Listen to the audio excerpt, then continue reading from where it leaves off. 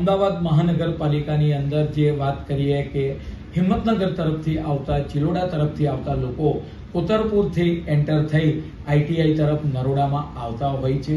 આ જગ્યાએ street garden development આયોજન કરવાનું વિચારેલું છે. જે રીતે સાયન્સ સિટી રોડ પર સ્ટ્રીટ ડેવલપમેન્ટ હાલમાં ચાલી રહ્યું છે, તેવું જ સ્ટ્રીટ ડેવલપમેન્ટ ત્યાં આગળ કરવામાં આવશે.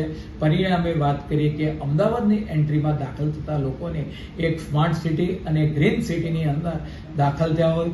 તદુપરાંત તેની જે દિવાલો આવેલી છે એની ઉપર સ્વચ્છતા સંબંધી, તદુપરાંત આપણે વાત કરીએ કે ગાર્ડન, હરિયાળી લાવો એના સુબંધ, અને આપણે વાત R3 concept, reduce, reuse and recycle વાળો જે કોન્સેપ્ટ છે એ અંતર્ગત એના સ્લોગનો લખાવવામાં આવશે.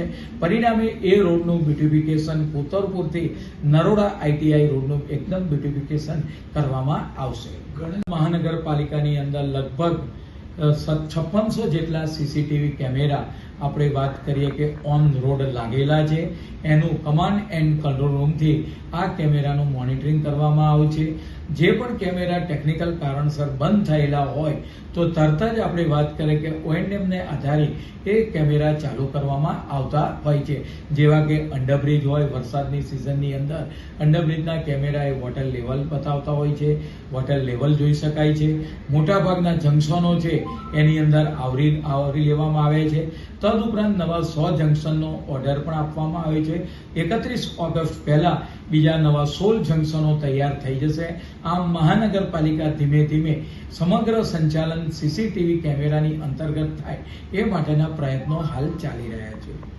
મહાનગરપાલિકા દ્વારા મેન્ડેટરી અને નોન મેન્ડેટરી સેવાઓ આપવામાં આવતી હોય છે.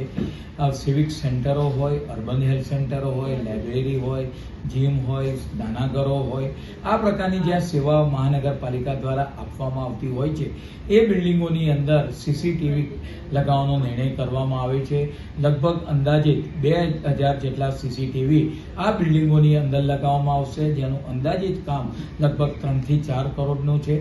અને સીસીટીવી લગાવવાને કારણે આપણે વાત કરીએ કે તમામ બિલ્ડિંગોનું મોનિટરિંગ સારી રીતે થઈ શકશે. તદુપરાંત ડીવાયએમસી કક્ષાએથી તેનું મોનિટરિંગ કરવામાં આવે. આમ આગામી સમયગાળા દરમિયાન તમામ બિલ્ડિંગો છે એ સીસીટીવી કેમેરાની અંતર્ગત આવી જશે.